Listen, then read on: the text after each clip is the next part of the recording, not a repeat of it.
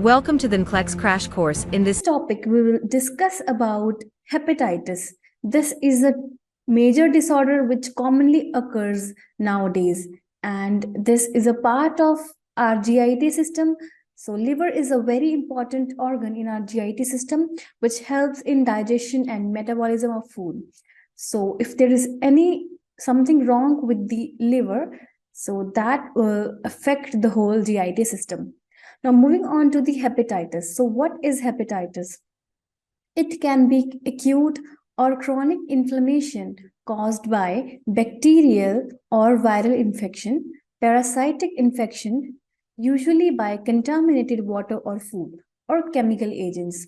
So, as the name mentions, hepatic means liver and itis means inflammation. So, there will be inflammation of the liver, and that can occur due to the bacteria, the virus, parasites, which can cause due to the contaminated food or water or by the chemical agents. So it can be acute or chronic. Acute means when the disease is of less than 6 months, and chronic when it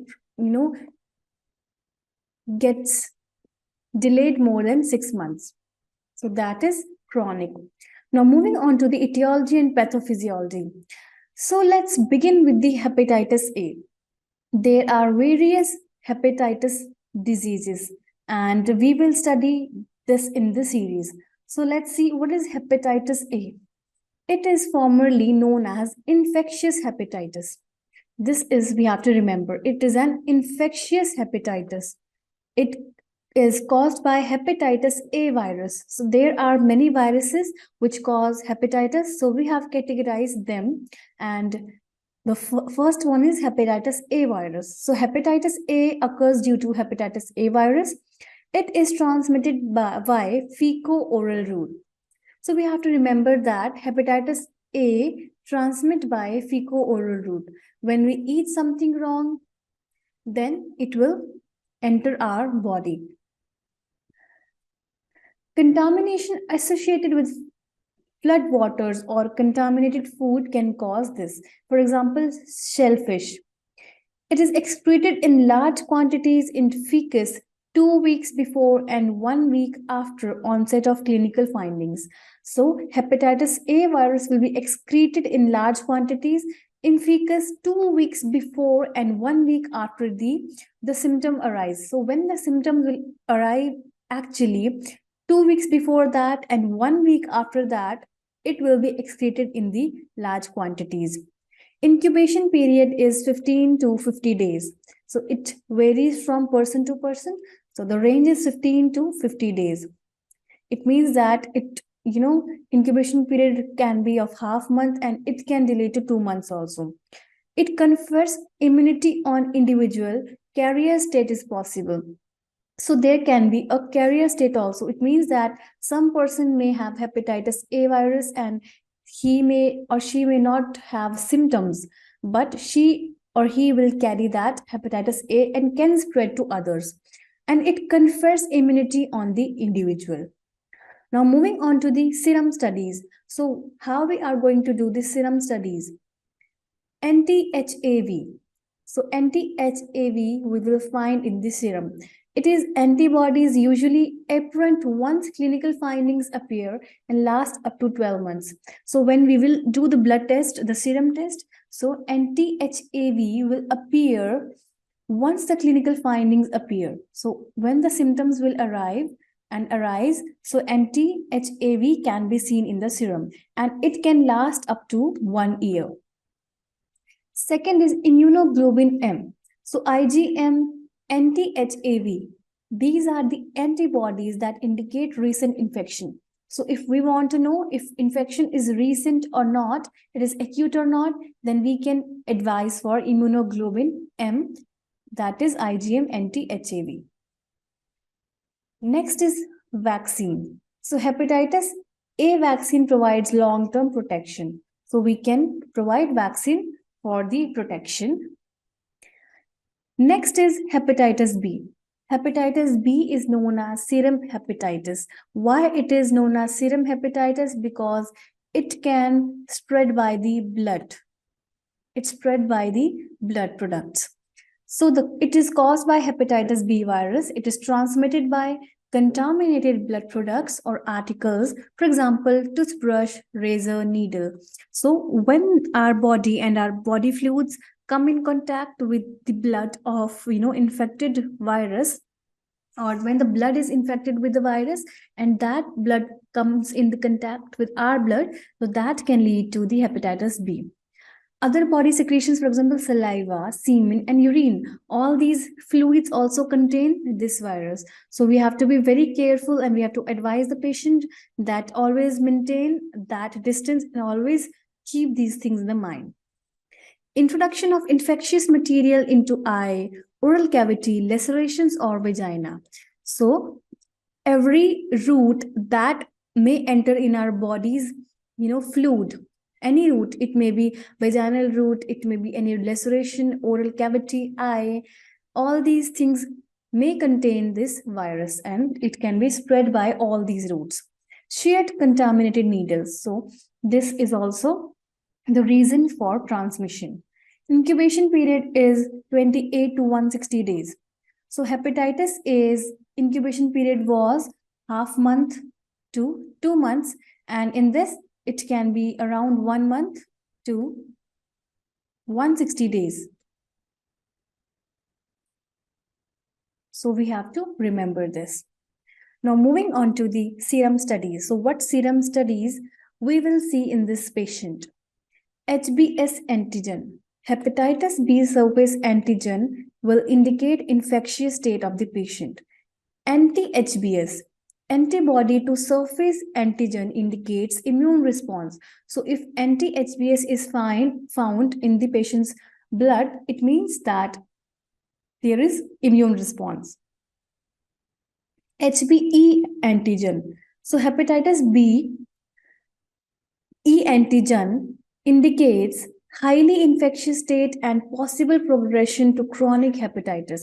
So if there is HBe antigen, so it indicates that the infection can progress and it can become a chronic hepatitis.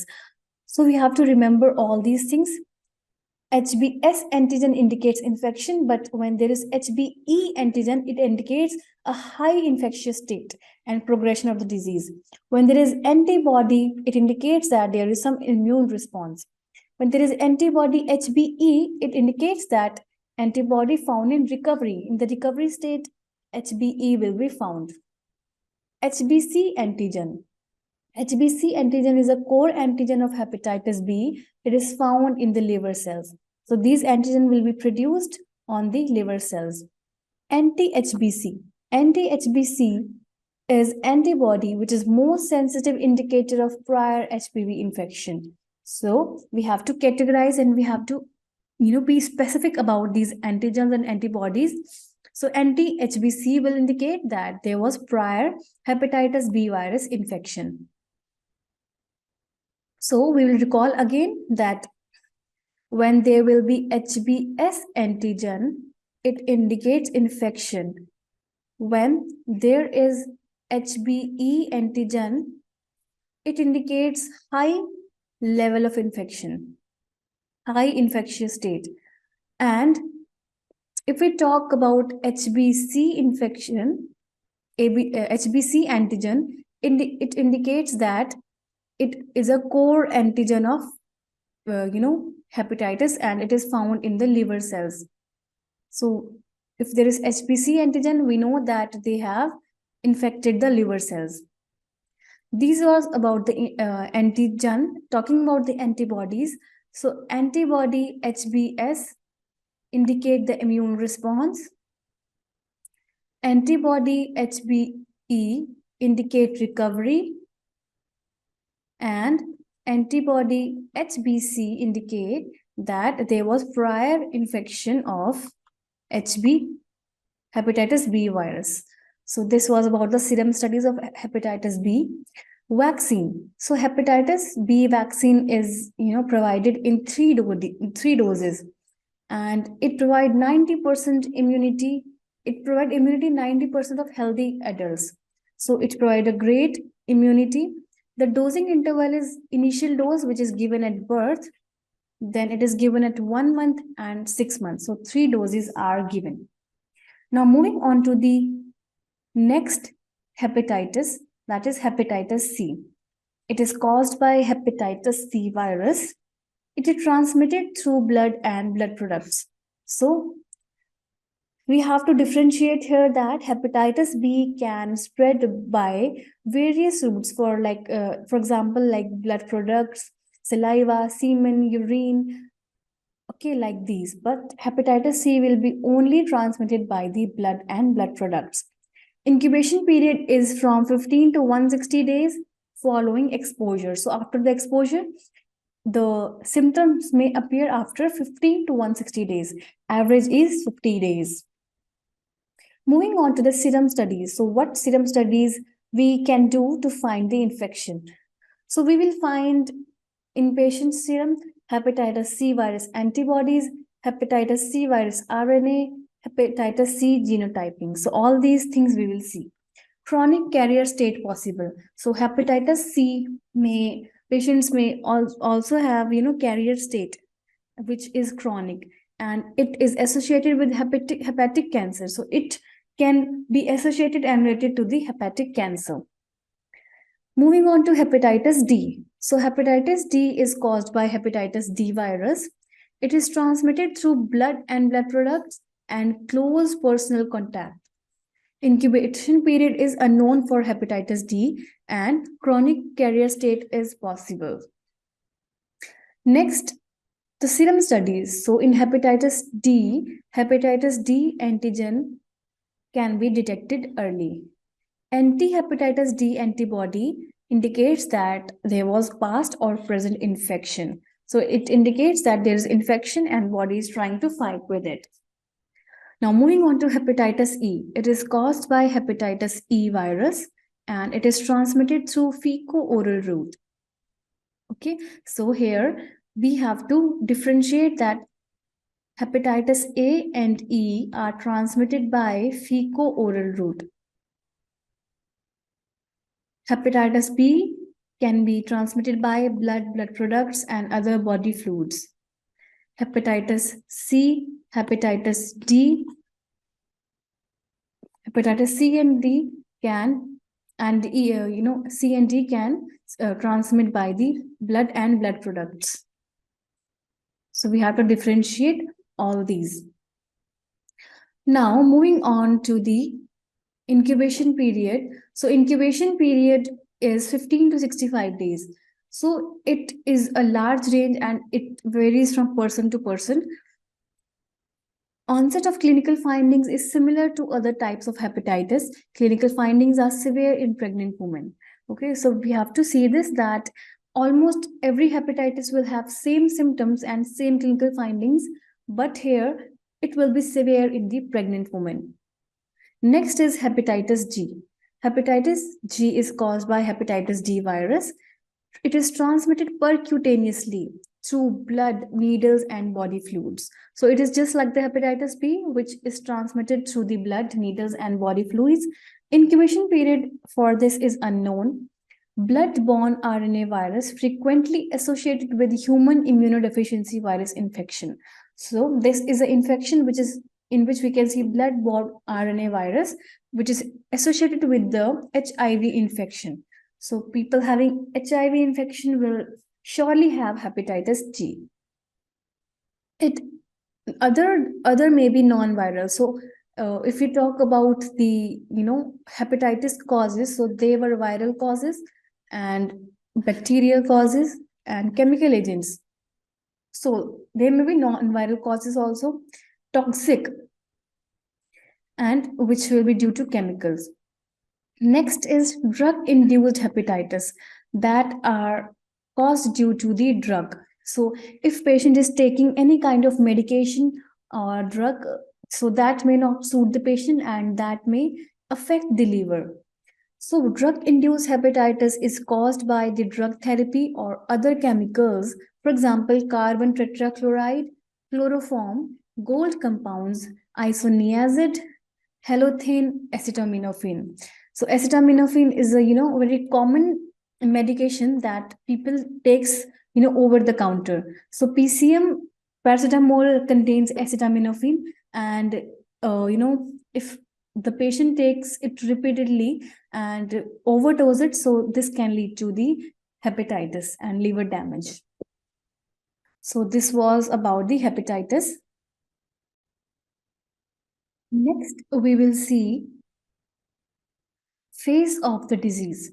So in hepatitis, there are various phases of disease. Mainly, there are 3 stages in which hepatitis occur. So that is prodromal stage, that is pre-ectatic phase. Second is ectatic phase, and third is recovery phase. So let's talk about prodromal state, that is pre-ectatic phase. So in pre-ectatic phase, non-specific symptoms occur. They include profound anorexia, malaise, nausea, and vomiting, a newly developed distaste for cigarette. So they will be distaste for cigarette in smokers, and often fever or right upper quadrant abdominal pain. Urticaria and arthralgias occasionally occur, especially in HPV infection. So pre-ectatic stage means that in this stage there are the general symptoms that may occur due to other disorders also, and they do not specifically indicate about the liver disease. So in ectatic phase, there will be, jaundice symptoms. That's why it is called ectatic. Ectatic is related to the bilirubin increase level. So in pre-ectatic phase, there will be no increased bilirubin level, no jaundice will be seen. But here, there will be non-specific symptoms. For example, there will be anorexia, that is loss of appetite, a malaise, nausea, vomiting, and for smokers, there will be distaste of the cigarette. There may be pain because there is hepatitis inflammation of the liver, so that pressure on the organs can lead to the right upper quadrant abdominal pain. So if we imagine this is our abdominal cavity, this is the chest, so it is divided, abdomen is divided into 4 parts. So this is the right upper quadrant where liver resides. So the pain will occur on this side. Urticaria can be seen here. So urticaria is a skin problem that can be seen. Arthralgia can be seen occasionally, especially in the HPV infection. Now moving on to the ectatic phase. This is a specific symptom phase where the symptoms are related to the liver. So after 3 to 10 days, the urine darkens, followed by jaundice. Systematic symptoms often regress and patient feel better despite worsening jaundice. So all these symptoms will, regress, but now there will be worsening of the jaundice. The liver is usually enlarged and tender, but the edge of the liver remains soft and smooth. Mild splenomegaly occur in 15 to 20% of patients. Jaundice usually peaks within 1 to 2 weeks. So in ectatic phase, the only thing we will see that there will be a severe jaundice, and that jaundice will lead to many clinical findings, and those clinical findings we can see in the next slide. The third phase is the recovery phase. Recovery phase is during this 2 to 4 week period jaundice phase. So after 2 to 4 weeks, that is after the ectatic phase, the jaundice will phase, that is recovery phase. But if there are certain complications, if recovery don't occur, so this can progress to cirrhosis, hepatic coma, and further death. So this was about the phase of disease, that is pre-ectatic phase, ectatic phase, and recovery phase. Now moving on to the clinical findings. So what symptoms we will see in the patients in the various stages of the hepatitis. So first is the prodromal stage. In prodromal stage, that is pre-ectatic phase, malaise, anorexia, nausea, vomiting, weight loss, upper respiratory tract infection, intolerance for cigarette smoke. All these symptoms will be seen. In ectatic phase, jaundice, bile-colored urine that forms when shaken, echolic, that is clay-colored stools, will be seen. So all these symptoms in ectatic phase will be due to the increased bilirubin level. So the urine color will be bile-colored, and that will make the foams when shaken. And clay-colored stools will appear due to the increased bilirubin level. In recovery phase, fatigability will be seen. So all these were the clinical findings. Now moving on to the therapeutic interventions. In hepatitis patient, what kind of management we need to do? So it is mainly the medical management that we will do here. First thing will be rest. So as patient will have, anorexia, vomiting, and fatigueness, that's why rest will be the first thing we will advise. Then the diet therapy. So as there is inflammation of liver, so we need to provide a very specific diet that should be low in fat, that will not put liver in the load. So moderate to high protein intake is needed to heal liver tissue. As there is inflammation and damage, that's why high protein intake is required. Approximately 75 to 100 grams of protein is required. Avoidance of alcohol. So it is obvious that alcohol should be avoided because alcohol is a thing which when ingested or when it is intake, then liver need to detoxify our body and it puts load on the liver. So alcohol should be contraindicated. High carbohydrate, approximately 300 to 400 grams to meet daily energy needs and restore glycogen reserves. So as patient has anorexia, so there will be a good amount of deficit in the calories. That's why the calorie should be high, that is 300 to 400 grams, so that the glycogen reserves should be restored and the liver will function well. Low fat. So obviously, as there is liver inflammation, so we want a less load on the liver. So low fat diet will be advised. So rest diet therapy. And in diet therapy, the high calorie, that is 2500 to 3000 calories will be given to meet increased energy needs for disease process. So as there is disease process and liver needs more energy, so high calorie diet will be needed. And for tissue regeneration and to spare protein for healing. So basically we want to meet the nutritional needs of the patient so that the healing process is smooth. Also, supplements of calcium and zinc and vitamin A and E when steatorrhea is present. So if there is steatorrhea, so there will be a good amount of loss of fat-soluble vitamins, calcium and zinc. Therefore, we have to look into it and we have to provide supplements if prescribed. Now, other than the rest and diet therapy, third thing is bile acid sequestrants. So they are given to reduce the pruritus. So pruritus can be seen in the patients having hepatitis. So for example, cholestyramine, that is Sequestrant. This is a bile acid sequestrant that is given to reduce the pruritus. Pruritus means that there will be itching, a lot of itching on the body. So the medications for that will be given. Avoidance of hepatotoxic drugs. So obviously, there will be a need to contraindicate hepatotoxic drugs to decrease the load. For example, acetaminophen, aminoglycosides, antibiotics, sedatives. All these drugs should be avoided. Antiviral agents. So antiviral agents, for example, interferon, that is Intron, Roferon, Infergen. Chronic hepatitis B. So in chronic hepatitis B, antiviral agents like telvividine, lamivudine will be given. In hepatitis C, interferon and ribavirin, that is ribitol, and protease inhibitors are given. So all these antiviral drugs that are medications will be given for the specific type of hepatitis. So if there is hepatitis B, there will be different drugs. If there is hepatitis C, there will be different drugs. So it all depends. And the last thing we can do is liver transplantation. So if medical management do not works, so liver transplantation is the last option. Now moving on to the nursing care of clients with hepatitis. What is our part in the patient's care?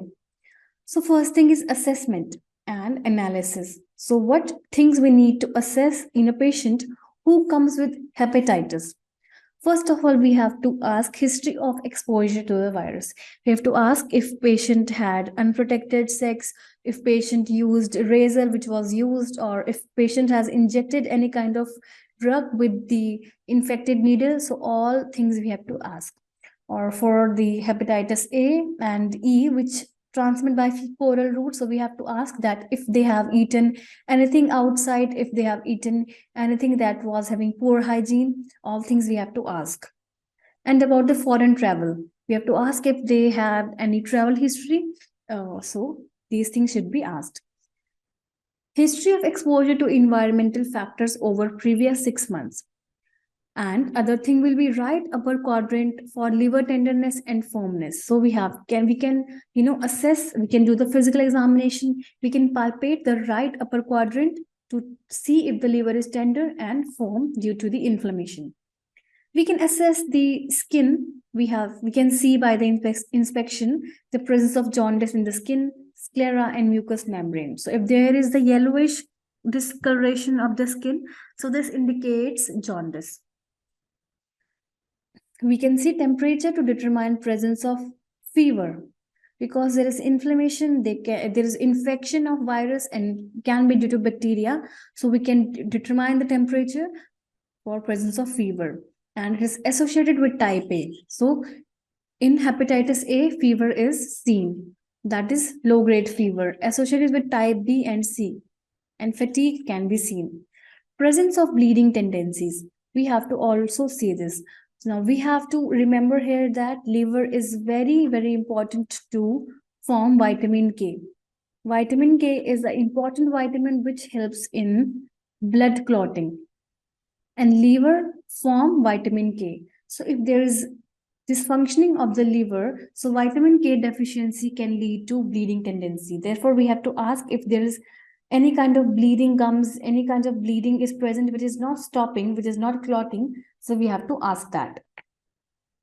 Next thing is planning or implementation. So we have to see that for patient having hepatitis, what things we have to plan, what things we have to implement in the care. So first of all, we have to encourage rest and quiet activities. We have to protect from injury to prevent bleeding. So as I mentioned that liver is very, very important in absorption and storage of the vitamin K. It does not help in formation, but it helps in absorption and storage of vitamin K, especially vitamin K1. So if there is any dysfunction, so this can lead to bleeding. So we have to tell the patient to play very quiet games. Quiet activities should be there, which will prevent the injuries. And we have to encourage more and more rest so that the energy can be restored. We have to attempt to stimulate the appetite. We can provide, appetite stimulants. For example, we can provide oral care. We can encourage meticulous oral hygiene. So if patient has a good oral hygiene, so appetite will stimulate. We can encourage intake of preferred food. So we can tell the patient to tell the choice of foods. So if there will be a choice of foods, so patient will have a stimulation of the appetite. We can provide pleasant, unhurried atmosphere. So if we give a quiet and pleasurable environment, so that will lead to a good mind state and that will help in stimulation of the appetite. We can offer small, frequent feedings because they are tolerated better than large meals. So as patient has liver problem, so giving small frequent meals will be helpful so that the food can be processed very smoothly, and this will not put the patient's liver on the load, and there will be stimulation of appetite simultaneously. Use standard precautions to prevent transmission to others. This is very important, as we have seen that infection can spread to others by the body fluids, saliva, lacerations, and blood products, and also by the sharing foods, kissing. So we have to use standard precautions to prevent the transmission. Hepatitis A or E, use contact precautions when exposed to fecus. So if there is exposure to fecus, we have to maintain the contact precautions because hepatitis A and E spread by the fecal-oral route. Moving on to the other things, so we have to teach prevention. We have to teach that how to prevent if there is again infection or re-exposure.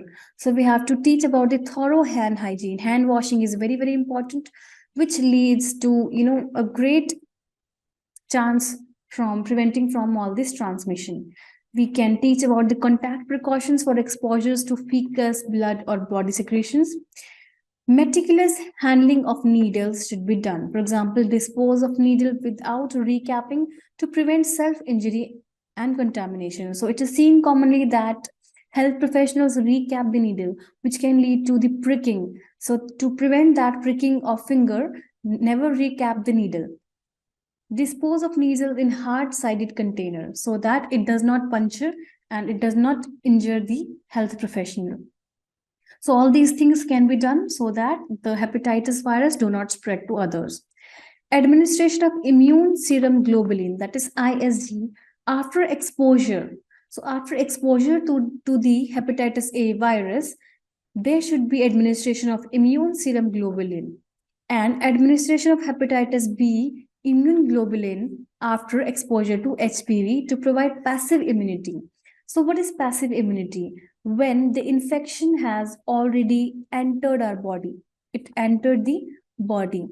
Then passive immunity is provided by giving antibodies. So if we directly provide antibody in our body, that is passive immunity. It means that body has not produced antibodies bodies naturally. We have given it artificially. So this is the passive immunity. So if hepatitis A or hepatitis B occur in the patient, so passive immunity can be given, antibodies can be artificially injected so that there will be, immune response and recovery. Vaccinations. So we can teach about the vaccination against HAV to prevent the hepatitis infection. Vaccination should be done. So for HAV, Haverix vecta, against HPV, Recombivax, HB vaccines can be given. Use of the condoms. So as we have seen that hepatitis B, C, D can spread by the vaginal route. So that's why we have to, do sexual preventive measures also.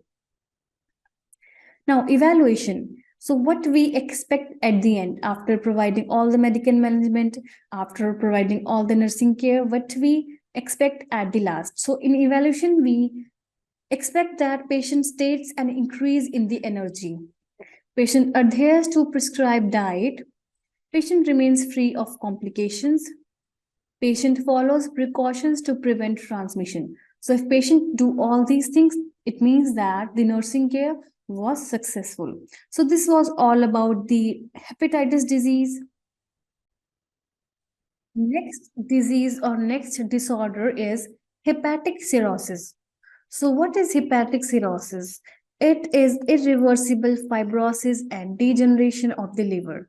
It means that there are fibrosis formation which cannot be reversed, which cannot be recovered into the previous state. And the liver starts degenerating, it degenerates, and it is non-reversible. So this is hepatic cirrhosis. Now, talking about etiology and pathophysiology. So there are the many types of cirrhosis. First is the alcoholic, that is called Lenic cirrhosis. It is related to the alcohol abuse. So if liver cirrhosis, that is liver degeneration, occurs due to the chronic alcohol use, then it can cause liver cirrhosis. Second is post-necrotic or macronodular cirrhosis. So what is post-necrotic or macronodular cirrhosis? It is related to the viral hepatitis B and C. Okay, so we have to remember that in post-necrotic macronodular cirrhosis, it occurs after the infection of hepatitis B and C and after the exposure to the chemical exposures, most common form worldwide. So these are the most common, causes worldwide. Third is the biliary cirrhosis. It is related to the biliary status. So when there is the stasis, or we can say there is a stagnation of the biliary secretions in the hepatic ducts, so that biliary stasis can lead to the cirrhosis, and it may be an autoimmune response. Next is cardiac. So what is cardiac cirrhosis? It results from long-term right-sided heart failure. When there is a long-term right-sided heart failure, this leads to the circulatory overload on the liver also and can lead to the cirrhosis. But it is least common form. It is rarely seen. So this was about the type of cirrhosis. Pressure increases in the portal system, which drains blood from the digestive organs. So as we know that in our GIT system, the portal vein is the vein which carries all the blood supply from the various organs. So when there is stasis, when there is the which is pressure increases in the portal system, so when there will be increase in the pressure in the portal system, causing stasis and backup of fluids in the digestive organs and lower extremities, this will lead to portal hypertension. So what occurs? The portal system, the portal vein, which is responsible to take all the blood supply from various organs, like from stomach, from spleen, from gallbladder. So when there will be load on the liver, when liver is damaged, so all that blood supply will accumulate. It will get stagnant in the portal vein and it will increase pressure in the portal vein, which will lead to portal hypertension. Protein metabolic waste built up and ammonia level increases. So what occurs here that this is about the pathophysiology that the protein metabolic waste will build up, it will be not processed, and ammonia level will increase because protein break down into ammonia, so ammonia level will increase in the patient.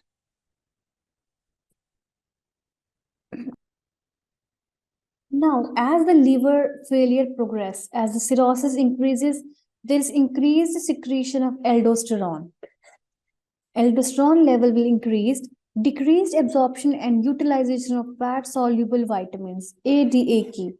So all these fat-soluble vitamins will be, decreased absorption of them and ineffective detoxification of protein waste.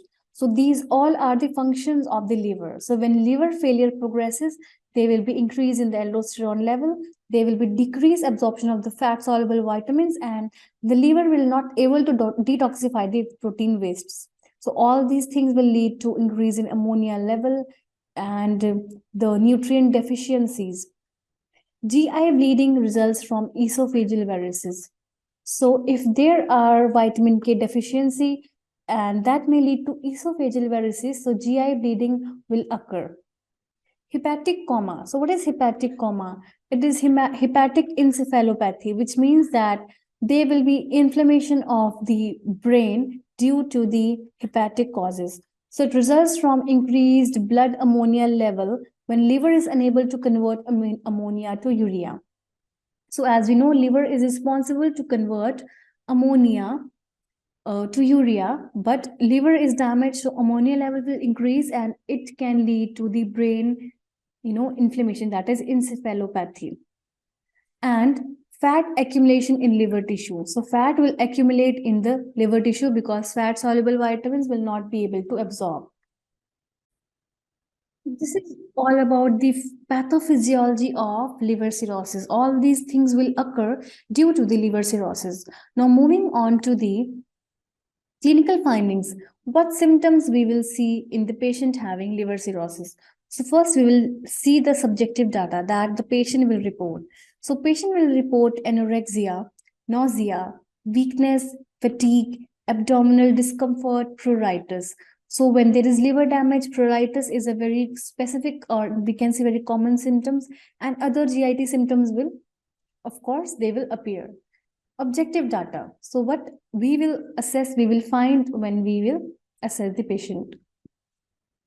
So there will be loss of muscle mass with weight gain caused by fluid retention. So there will be weight gain due to the fluid retention, but there will be loss of muscle mass. Ascites, so there will be development of fluid in the abdominal cavity. Esophageal varices can occur. So esophageal varices can occur resulting from portal hypertension. So when there will be portal hypertension, so there can be increased HCl level and that can lead to esophageal varices. Or we can see that due to portal hypertension, there will be increased pressure on the veins and that can lead to the varices of the esophagus. Hemorrhoids can be seen. So all these things are occurring due to the portal hypertension. So when the blood pressure will increase in the veins, so that will lead to the swelling and inflammation and development of pressure in the veins. So esophageal varices, hemorrhoids, varicose veins, edema of extremities, hematemesis, jaundice can be seen. Delirium can cause by rising blood ammonia level. So due to the ammonia level rising in the blood, there will be changes in the mental state also. So delirium can be seen. Fetor hepaticus. Fetor hepaticus means sweet odor to breath. So this is a very important term, that is fetor hepaticus, which means in the patient having liver cirrhosis, there will be a sweet odor in the breath. That will be, a confirmatory, or we can say this will make us assume this, that yes, patient has liver cirrhosis. Next findings are there will be increased liver enzymes. For example, aspartate aminotransferase, that is AST, alanine aminotransferase, that is ALT, alkaline phosphate, that is ALP, gamma glutamyl transferase, that is GGT. All these enzymes of liver will be increased. There will be decrease in the albumin level and increase in the serum bilirubin level. So albumin is a protein that will decrease, and there will be increased bilirubin level. Prolonged prothrombin time. So as there will be deficiency in the vitamin K, so therefore there will be increased prothrombin time, which means that there will be delay in the clotting time. That may result in hemorrhage. Now, when we see all this assessment, so after all these clinical findings, what medical management, what surgical management we can do for the patient having liver cirrhosis? First of all, we will advise for rest, for energy conservation. Second thing, we will advise avoidance of alcohol intake. Then we will provide vitamin therapy, because especially the fat-soluble vitamins, that is A, D, E, and K, and vitamin B, that is thiamine chloride, and nicotinic acid, are deficient in the patient having cirrhosis of liver. So all these vitamins can be given. Zinc and calcium supplements should be also given. Diuretics to control ascites and edema. So as there is fluid accumulation, therefore diuretics are advised so that there will be release of the fluids from the body. Neomycin and lactulose may be prescribed for increased blood ammonia level. So if there is increased blood ammonia level, so neomycin and lactulose are advised for the patient so that they get excreted through the urine. Colchicine, which is known as Colchris, and anti-inflammatory agents are given, which may increase survival in the moderate cirrhosis. So this drug helps in reducing inflammation. So our main goal is to excrete out the waste products, and our goal is to provide sufficient nutrients and supplements. We need to maintain the normal blood level, normal blood pressure in the veins. So this is the goal. So these therapeutic interventions will help in this. Now, treatment of esophageal varices. So esophageal varices are the varices, or we can say these are the inflammation and distension of the veins in the esophagus, that is distension of the vein in esophagus due to increased blood pressure in the vein. So for treatment of that, vasopressin is advised, that is piperacin in high doses acts as non-adrenergic peripheral vasoconstrictor. So this is a vasoconstrictor which will help in the decreasing of the pressure in the vein. Octreotide. So octreotide, that is sandostatin LAR, will be advised for the patient. Next thing we can do for treatment of esophageal varices is we can do endoscopic sclerotherapy. In endoscopic sclerotherapy, sclerosing agent is injected through endoscopically in the varices, causing thrombosis and hemostasis. First line treatment for active variceal bleeding. So when there is distension of the vein, and if the vein rupture in the esophagus, so for that case, the agent, that is sclerosing agent, is injected with help in thrombosis, that will help in formation of the thrombus, which will clot that bleeding, and that will stop that bleeding. So sclerotherapy is done for the patient. Balloon tamponade with Sengstaken Blackmore tube. So Sengstaken Blackmore tube is a very important thing we have to remember. This is a tube, that is Sengstaken Blackmore tube. It is used in the patient having esophageal varices. What happens here, this particular tube will be inflamed. This particular tube contains the balloon which will inflame in the esophagus. So suppose this is the esophagus. So this particular tube will contain a balloon that will be inflated in the esophagus. So this inflammation will provide pressure to the esophageal walls and will help in stopping of the bleeding. This will stop bleeding in the esophagus. So Sengstaken Blackmore tube is very helpful to stop bleeding due to the esophageal varices, and it helps in reduction of the pressure. And with this, balloon tamponade can be used for bleeding esophageal varices to apply direct pressure to the varices. Now, next is maintenance of respiratory function and adequate oxygen saturation. So this is also important when patient is having liver cirrhosis.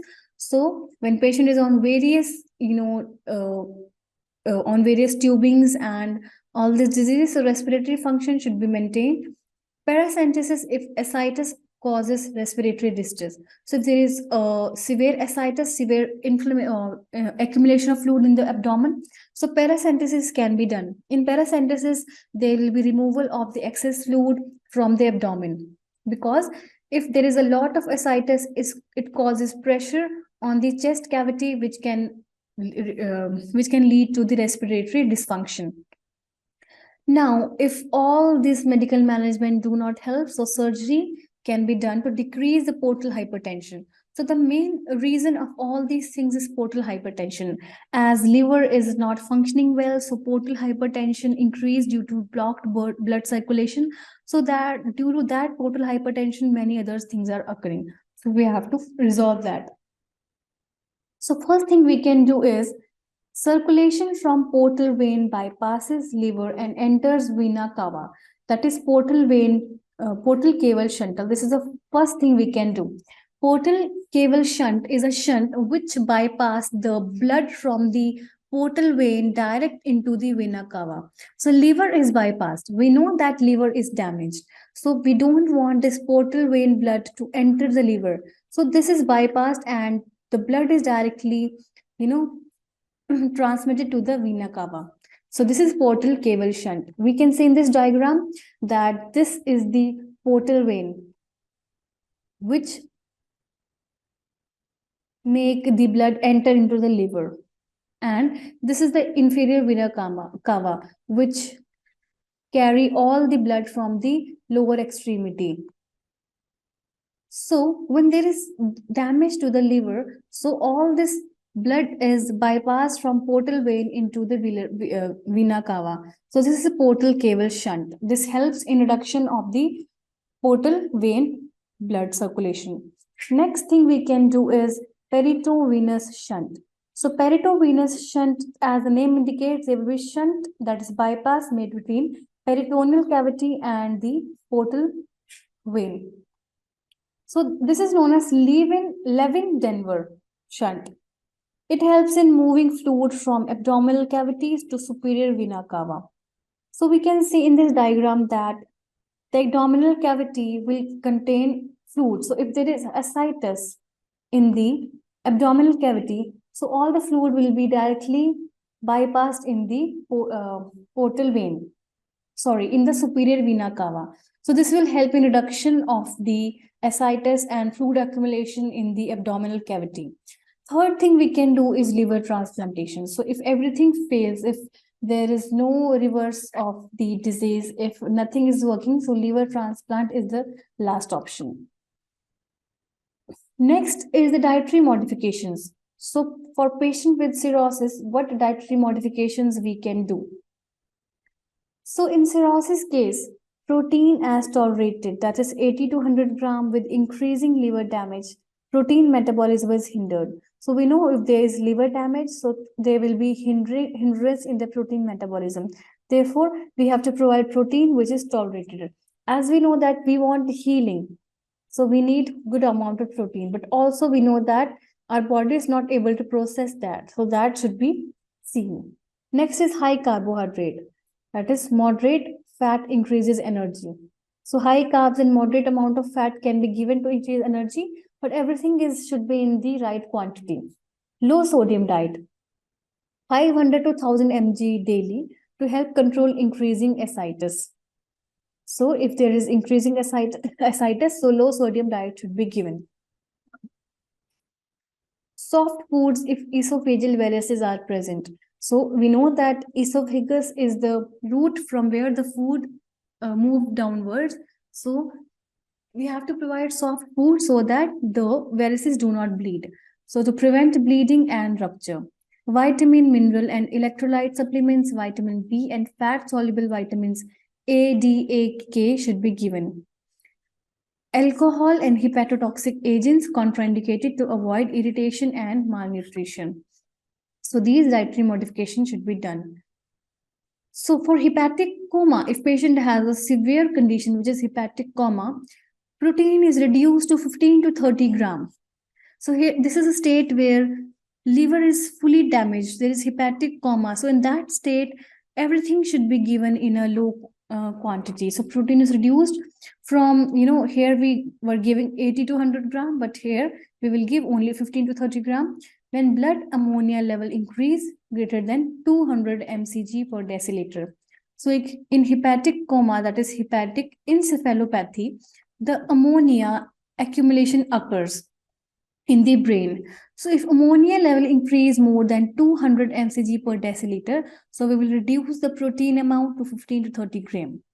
High calorie diet, 1500 to 2000 gram of calories should be given to prevent catabolism and liberation of the nitrogen. Fluid intake controlled according to output and extent of ascites edema. So fluid intake should be controlled because we know there is fluid accumulation. Next is nursing care of clients with hepatic cirrhosis.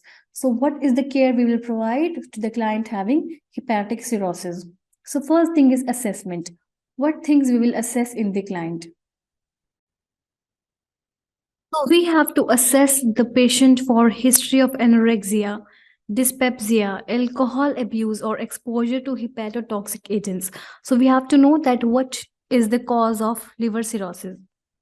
We have to assess for the loss of muscle mass with weight gain caused by fluid retention. Next thing, we can assess abdomen for pain and liver tenderness, dullness when percussing enlarged liver. We can measure the abdominal girth for baseline data related to ascites, weight gain. We can check the skin for presence of jaundice, dryness, petechiae, ecchymosis, spider angiomas, and palmaroedema. So all these are very, very important symptoms that will appear in the patient having liver cirrhosis. So as we know, jaundice will appear, but other than that, petechiae, ecchymosis will be seen due to vitamin K deficiency. Spider angiomas and palmaroedema. So all these blood circulatory impairment will be due to the deficiency of vitamin K and portal hypertension. So these assessments should be done very carefully, and all these symptoms will indicate that patient is having liver cirrhosis.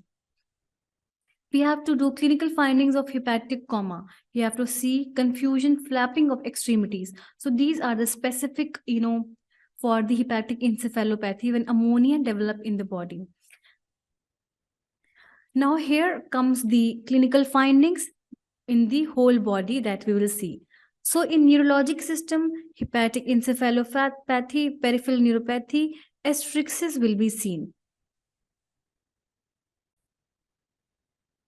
Asterixis is a clinical sign that describes the inability to maintain sustained posture. When patient is not able to maintain a sustained posture with subsequent brief shock-like involuntary movement. So when patient is not able to maintain the posture and there's involuntary movement, that is hysterectosis. So in patient with liver cirrhosis, there will be hepatic encephalopathy, peripheral neuropathy, and hysterectosis. In GIT tract, anorexia, dyspepsia that is not able to that is not able to digest, indigestion. Nausea, vomiting, change in bowel habits, dull abdominal pain, fetor hepaticus. Fetor hepaticus means there will be sweet odor from the mouth. Esophageal and gastric varices, hematomasis, hemorrhoidal varices, congestive gastritis. So all these symptoms will be seen.